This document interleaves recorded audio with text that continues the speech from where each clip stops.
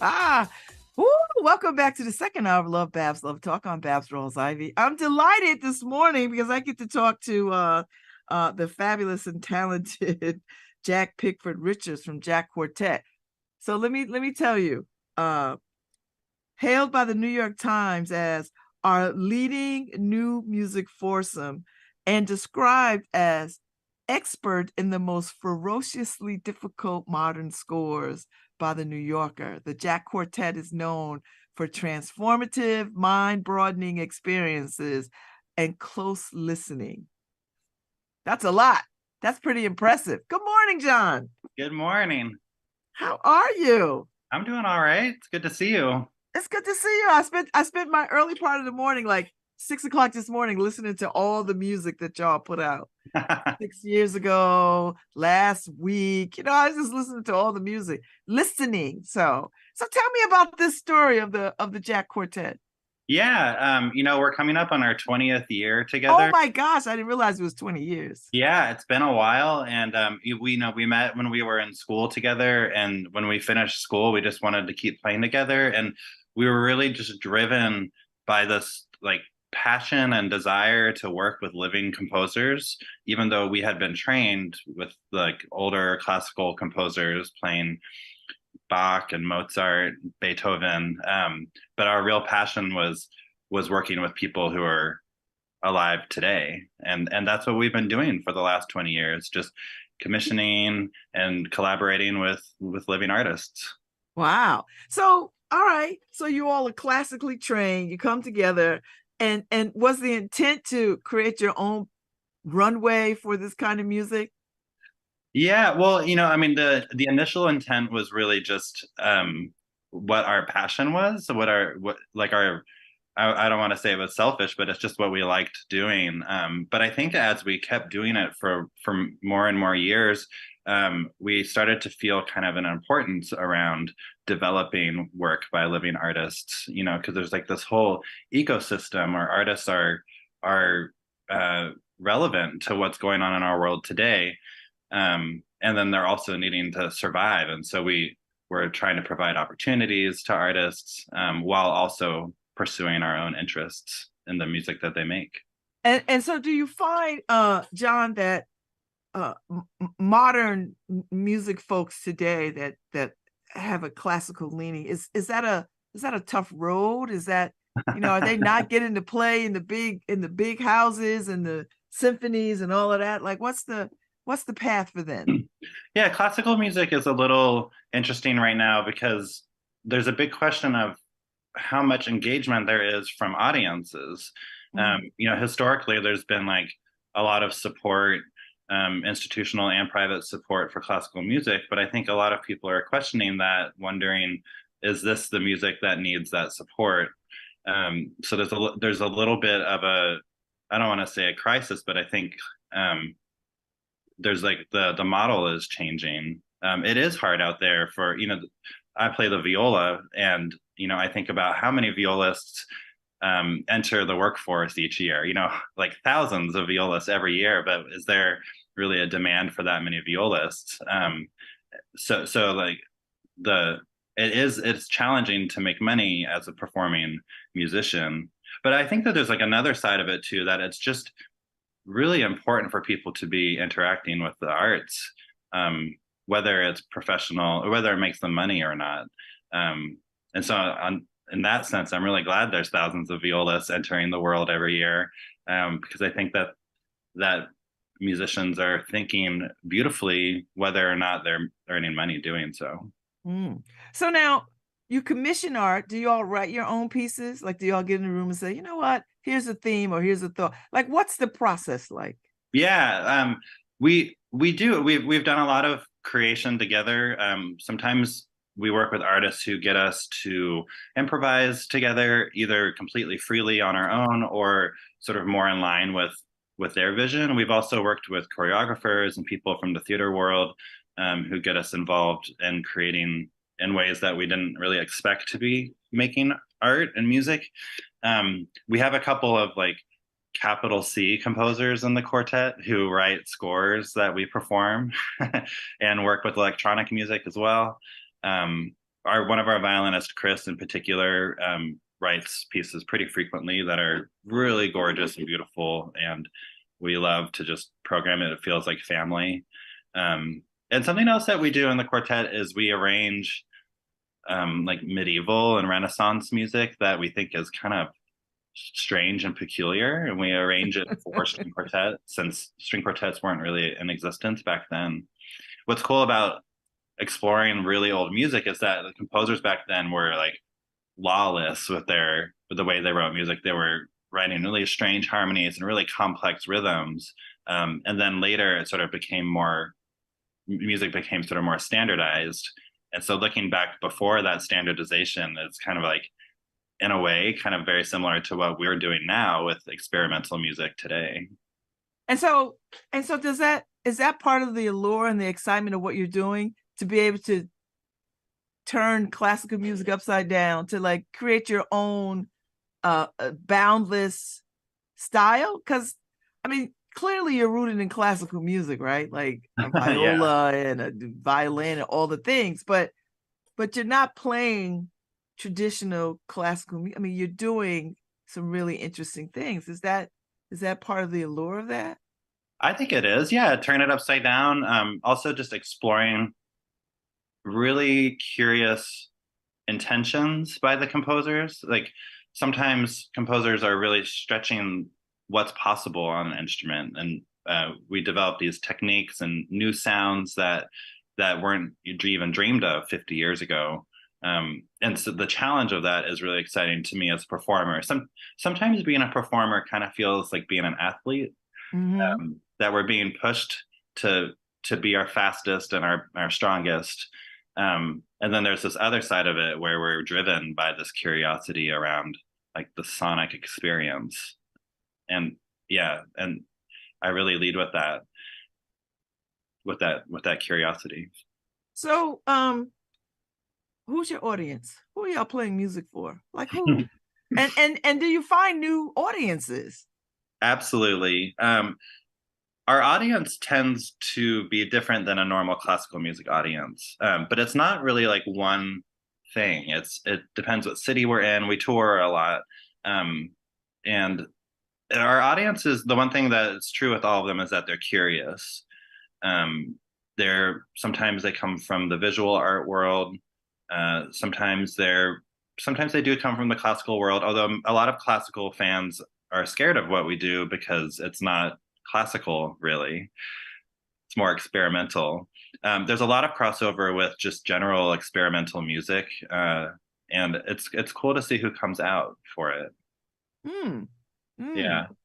So tell me about collaborations with people. Like, do you get to do a lot of that? Like, are there people out there that's like, you know what, I really want to mix it up with that Jack Quartet? Yeah, absolutely. They comes in like lots of different forms. Sometimes artists will just give us a score that we play and it's more or less finished. But what I think I really prefer the most is when we develop things together with artists. One just popping into my mind right now is a dancer and visual artist named Elliot Reed, who we came into contact with and commissioned a piece from. And there was never really a score, but we spent months and months developing this piece together that we ultimately performed in Central Park for the audience was just whoever was coming through the park. And it's cool to work with people who don't come from classical music because they're imagining what a string quartet can do without the burden of history on their show. That's interesting. That's very, very, very, very. So can you teach, John, can you teach experimental? And is there a suspension of training to sort of teach experimental kind of music? Yeah, teaching experimental music is interesting because it kind of depends on the curiosity of the students or the people interested in studying. I primarily try to teach that curiosity. So even if I am coaching a string quartet playing Brahms, I'm trying to get them to think of it in a way that feels new and fresh and experimental. That we don't have to be bound by the rules of tradition, and we can interpret this music by our interests today. Hmm. So now, when y'all get together, do y'all listen? Do you individually listen to other music? Like, I'm sure you must be. Are you listening to Beyonce and then like, you know what? I could take that Beyonce tune and turn it upside down. Or are you listening to the Rolling Stones? Or I mean, who are you listening to? Yeah, we have pretty wildly varying tastes within the quartet, or interest, I should say, and I love that because we're constantly exposing each other to each other's interests. Um, like I spend a lot of time listening to like hard techno, and like the long form aspect of that kind of electronic music is strangely similar to a lot of the experimental classical music that we play. You know, that there's these small kernels of ideas that are sort of implanted into the music that unfold over long periods of time or possibly over hours. And actually um these like sort of systems that artists are using to create um music in different genres are I'm finding more and more are strangely similar. Mm. And do you get to work across genres? Does the quartet work with rock bands? Does the quartet work with jazz artists? I heard you talk about the dancer, but do you work with other musicians of a particular genre?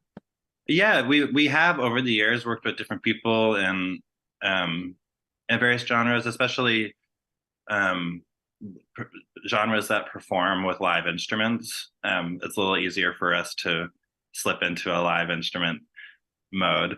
Um, but I think that more and more we're trying to bring people into what we do. There's like a difference of perspective when someone brings a quartet into their world. Sometimes it feels like maybe we're like a backup string section. Mm-hmm. And then I'm finding that if we find really collaborative situations, then both sides develop something different than what they've been doing. It stretches us to be new kinds of artists. Mm. So talk to me about you have a new CD out. Well, you put out a new CD in 2022 called Aggregate Forms. Yeah. And I was reading up on it, and I was reading up that uh uh um that it uses numbers and all those kinds of things. I was listening to it this morning. So talk to me about this concept and this particular type of music. Yeah. Well, so the composer we worked with for this album, his name is Catherine Lamb, and Mm-hmm. she is someone we became really fascinated with before we encountered her in real life. Um, and she goes by Cat Lamb, so like whenever we're like communicating, we always just use the emojis, like the cat emoji and the lamb emoji. Um, she's really cool. She's from Washington State, but she's been living in Berlin for a long time. And yeah, we came across her music on SoundCloud, and what was so immediately special about it to us was just the sonic beauty of it. And what she does is she writes music using uh, ratios from the overtone series, um, which is sometimes hard to talk about, but any kind of sound that we hear is vibrating um, in physics using the overtone series, and that's where we derive a lot of our harmonies that we know and love and in the music we play. But the higher you go in the overtone series, the more peculiar and unusual the harmonies get, and that's where we really start to explore with Cat's quartet, harmonies that feel pure and natural in our ears and our hearts, but are quite unusual compared to the music we're used to listening to. Mm. And is it hard? Like, can you get to that with the strings? Like, Oh my, it is so hard. It's like it's very, very challenging. But like I said before, the challenge is what pushes us and drives us. The part of what's hard about it is making it not sound hard, um, because the music itself is very expansive. It's extremely meditative and slow to unfold. Even though while I'm playing it, I feel very active and on edge. The sound of it is very peaceful. I find the piece lasts about an hour and a half, or sometimes even longer if we really get into it. Um, and it's special. It's music I listen to, and it transports me into a like a beautiful headspace.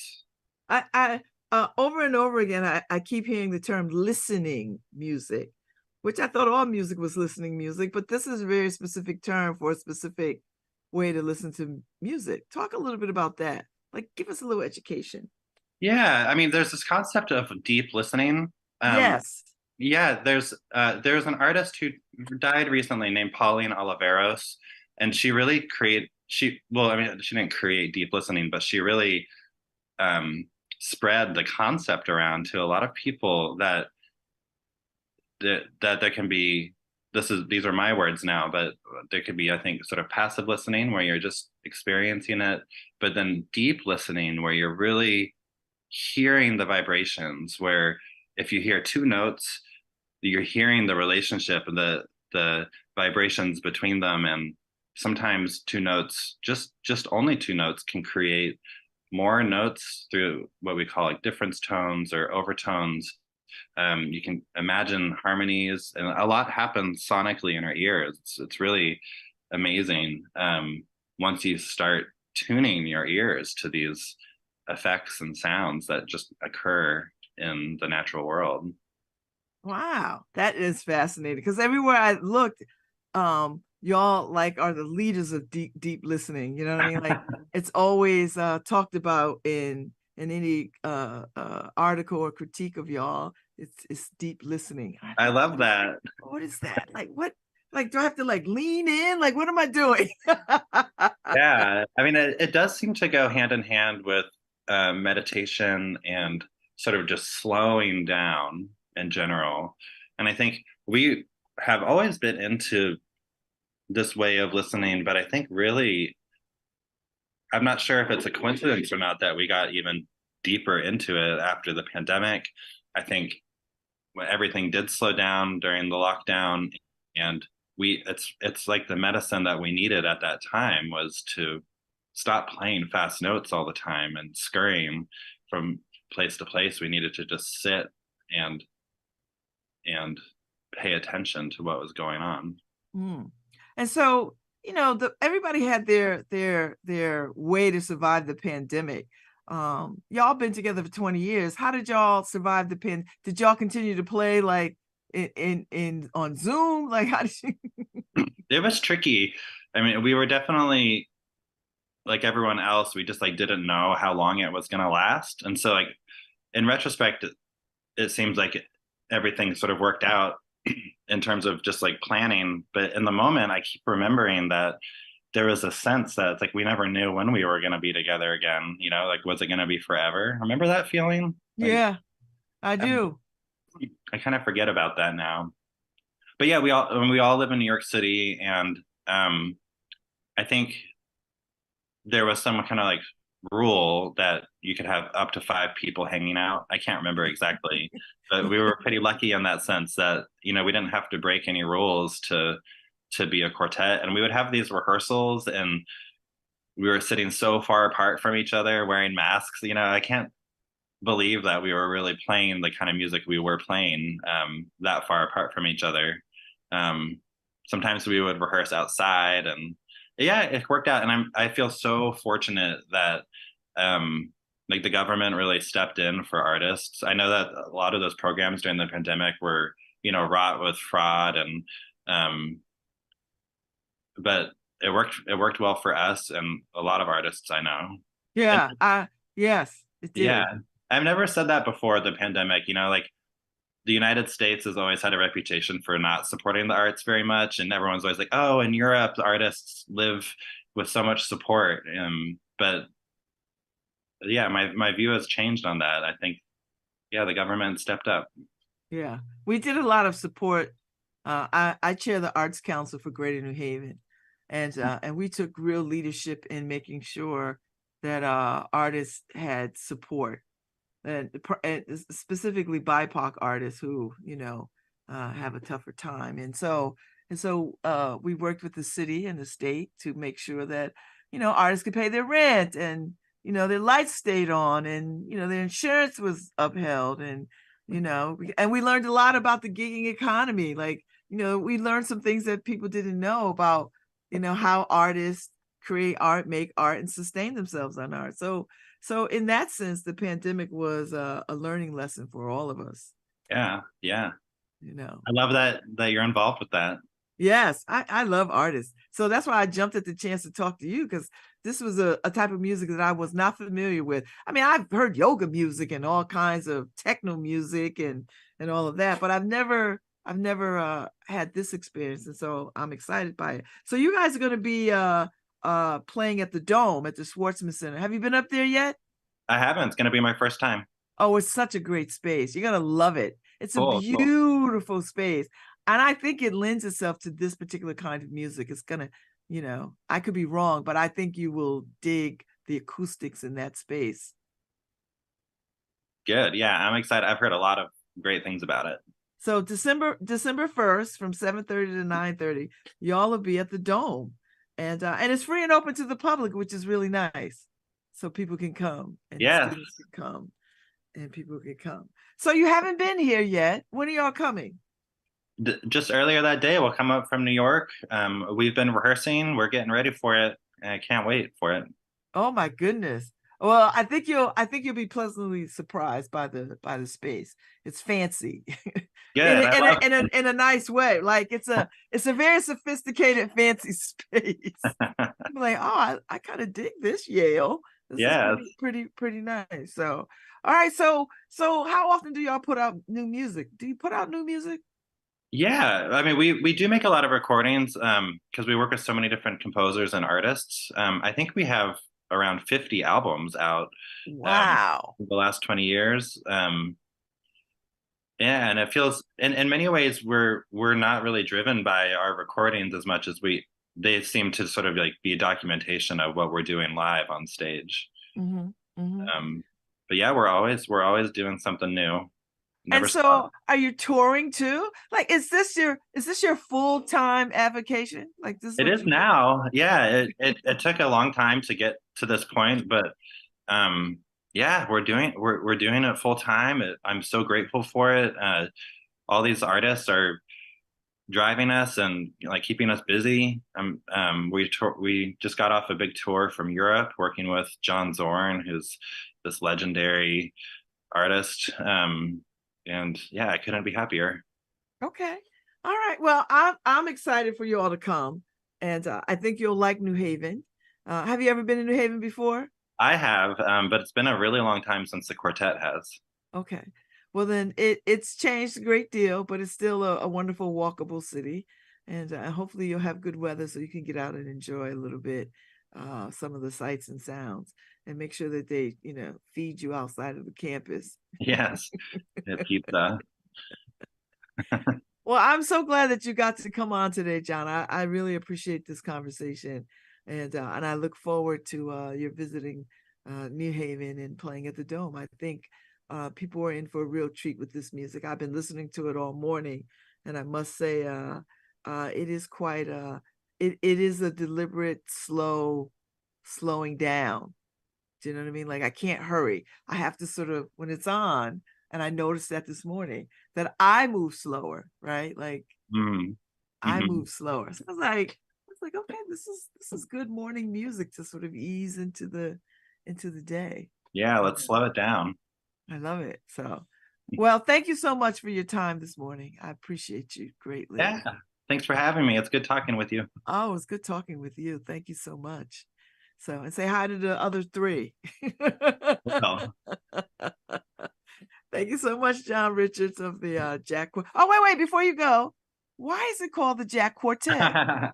Yeah, when the four of us met, the founding members' names were John, Ari, Chris, and Kevin. It was just an acronym for our names. Oh, that is the coolest thing. And it worked out well. It's like the Gap Band. You know the Gap Band. The Gap Band. Sure. Yeah. Greenwood, Archer, and Pine. That's the streets that they lived on. Oh yeah.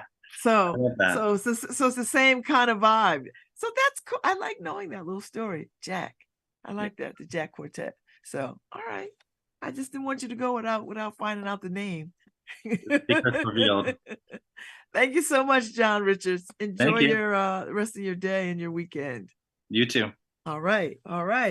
Okay, so if y'all want tickets, it's up on the Facebook page. You can log in. It's open to the public and it's free.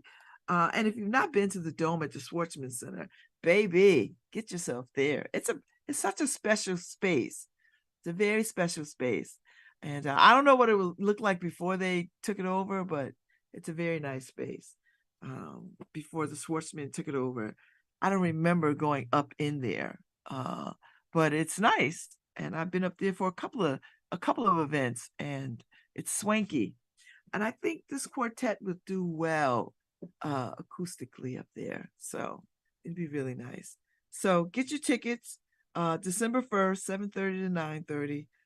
The Dome is located on the third floor of the Yale Schwartzman Center, 168 Grove Street, New Haven. So, and you can register. So you can either go to schwartzman.yale.edu, schwarzman.yale.edu, and go right to their page and register.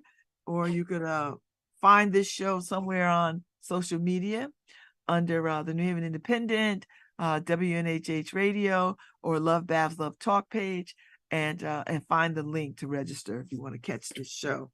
So experimental music is where it's at, baby.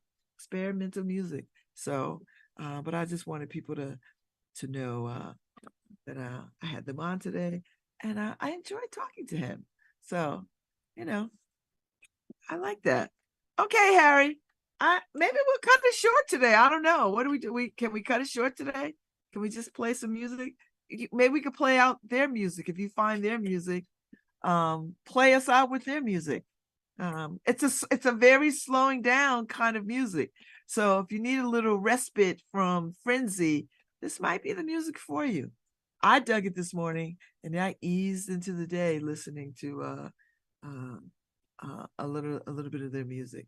So, all right, I'll be back tomorrow. Oh, you know who I'm talking to tomorrow? I'm excited, and I've been looking forward to this. I'm talking to Ruthie Gilmore, the civil rights activist and professor. So she'll be on tomorrow. So don't miss that. But anyway, here's some Jack Quartet. I'll see y'all tomorrow.